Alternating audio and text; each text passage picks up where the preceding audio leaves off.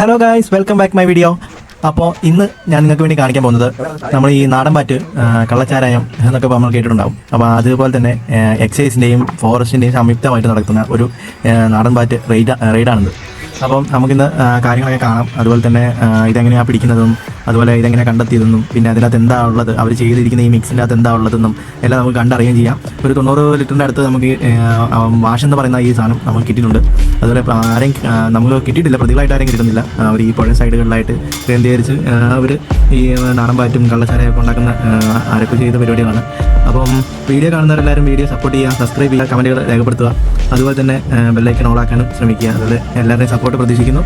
അപ്പോൾ നമുക്ക് വീഡിയോ കാണാം.